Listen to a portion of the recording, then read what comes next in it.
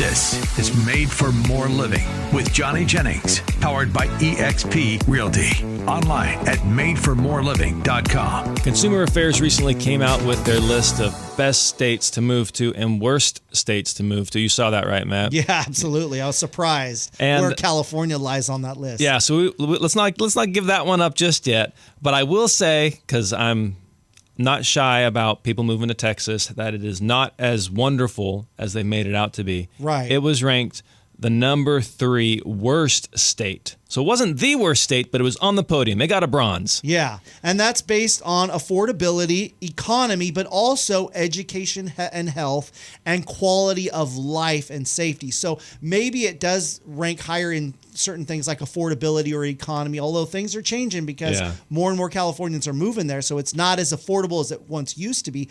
But maybe because of the weather, it's so humid and hot and they've got bugs the size of basketballs over there, that the quality of life maybe is not as great as people coming from California thought. Correct. And so anyways, I thought that was interesting. The best state to move to, I didn't see this one coming, but it made sense to me kind of when I heard it. So the best state that I thought would rank high on this would have been Tennessee or the Carolinas, because that's where we are currently seeing a lot of people move to. But the best state, according to this Consumer Affairs article, was Utah. And honestly, that makes sense to me. It is super clean. It is super nice. It's safe. Education probably is really good. Really good. I mean, I personally wouldn't want to move to Utah. Why not? The weather. Yeah. I like sun. Yeah. I like sun. I like warmth. I'll go visit the cold, Yeah. But some of the prettiest places in the Zion National Park is in Utah. My gosh. Some of the prettiest places in America. Are in Utah. So it is a special part of the country, but I wouldn't have picked it to be the best. But anyways, the worst state to move to, the absolute worst. According to Consumer Reports. Yeah, not according to Johnny and Matt, is California. California, the worst state to move to in the United States. And again, that's based on affordability, economy. It ranks number 48 for economy, and it ranks number 49th for education and health. And I wouldn't say they're completely wrong, but again, like we talked about in previous segments, oftentimes it's in the eye. Beauty is in the eye of the beholder. You say it for me. Beauty's in the eye of the beholder. Beauty is in the eye of the beholder. So sometimes politics is really important to people, and they're willing to move their family across the country based on who's the governor of their state. Correct. Other people, they got to have really good weather. And California, for the most part, has good weather. Summers can be really hot, and so that's important. They're not moving away because they don't want to move to the snow or they don't want to move to the humidity, and that's me. But you talk about snow, I'm surprised Alaska does not rank as the worst state to move to. It's number 5 on this list. That's top 5. That's pretty in the bad. top. It's in the top 5. But my gosh, I don't know if they're still doing it, but they were paying people to move to Alaska at one point. But I think it probably ranks high in safety and affordability. It's probably pretty darn affordable to buy a house in Alaska. It's dark half the year. Yeah, but you're looking at quality of life. But if you look at certain characteristics of it, it's better than other states. I guess. You couldn't pay me to move to Alaska. Right. Oh, I get you. You could pay me. You could pay me to move to Texas. You could pay me to move to Texas. You could not pay me to move to Alaska. Right. I could see that. I could see that. But again, it's in the eye of everybody's different. Everybody has different likes. It's just like homes, Yeah. Someone's willing to pay more for a home that has all the aspects that they like. I remember having my friend's grandparents. I remember them going and finding this home that they just absolutely fell in love with. I'm like, really? This place is not open concept. It's got a lot of old architecture, and they're like, oh, we love that about We love the shag carpet. Yeah, it's so everything's in the eye of the beholder. I love that, 70 years of cigarette smoke in the house. I love that. It just feels like home. Some people, that brings up memories of when they were growing up and cigarettes weren't banned everywhere, and so they just remember, the cigarette, whether they smoked or not. You can spin it. Yeah. Definitely you can spin it. So that actually reminds me of a couple we were working with recently. They were selling their home, and most of their retirement was tied up in the value of this home. So they needed to squeeze every single penny out of this home, and they were going to make a move across the state. They were going to buy this beautiful, brand new, it was very affordable, smaller, massively downsized home, and then they were going to live out their days, I believe it was in South Carolina. But this move had to go off without a hitch. There wasn't like a do-over. They were in the late 60s, early 70s.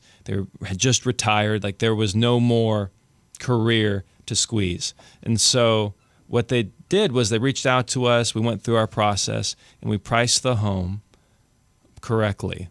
And within that first weekend on the market, we had multiple offers, and the home ended up selling for $35,000 more than what they were expecting. Oh my gosh, they must have been thrilled about that. Can you imagine, like how cool would it be if somebody just hands you an extra $35,000? But Johnny, you say that you are the expert when it comes to appraising a house and knowing what its value is. So did you value it poorly and incorrectly, or did you have a strategy? Nope. So we had a strategy. So I told them, hey, if you trust me on this, this is how we'll market it. We'll get it up to this price.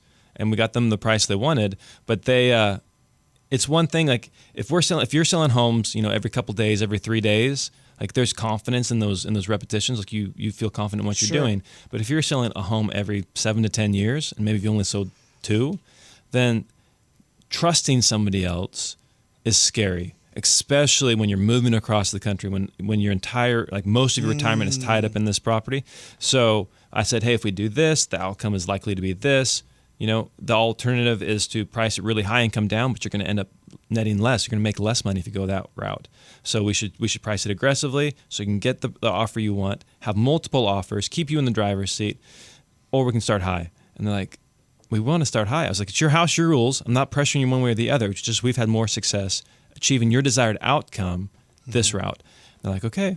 And so they trusted us. So they wanted to price it high, but you convinced them to go your strategy. Yeah, to price it aggressively. Like I'm not saying price it low, but price it where it's competitive in the market, especially in today's market where you're having more competition. There's more people coming on the market. Do you ever get questions from realtors or people shopping for a home? Why is it priced so low? What's wrong with the home? No. So occasionally we have when we're doing like a certain pricing strategy where we actually price it 40 to 50%. That's when the sellers really, like there's certain situations where the sellers really wanted us to do that. But generally speaking, like if I'm looking at homes on the market and I see this home price, I'm like, oh, that's priced good. I don't think of it as being low. I'm like, oh, that's priced good. It's going to sell for way more. Yeah. And they're doing right by their client. That's what I see, and that's typically the feedback we get. Like people call and they're like, how many offers do you have? Yeah. And if I was a home buyer, I'd say, oh my gosh, that looks like a great deal. Maybe I'm the only one that spotted that. So I got to jump on that quick. Yeah. And it does exactly what you want it to do. It creates excitement for people. Yeah. That's a great deal. I got to jump on that. Consumers, I read this statistic recently. Consumers are 7 times more interested in having something that they feel like they can't have. Like if you say, hey, here is this. I know you want it. Do you, and they're like, yeah, I want it. Okay, well, this is what you're going to have to do to get it. Like you create some resistance there. So people want what they can't have. And so if we are marketing your home off market, and then we come to you and say, hey, we have this great condo. It's in this desirable community. This is exactly what you've been looking for. Do you want to see the property? And they're like, yes. So anyways, pricing the home is key. And especially when you're looking to make the most amount of money possible out of that sale. All right, so if somebody's looking to sell their home, they're looking to buy a home, or if they want to become part of the Johnny Jennings team, what do they do? Yep, so just call or text us at 530-GET-MORE. That's 530-GET-MORE.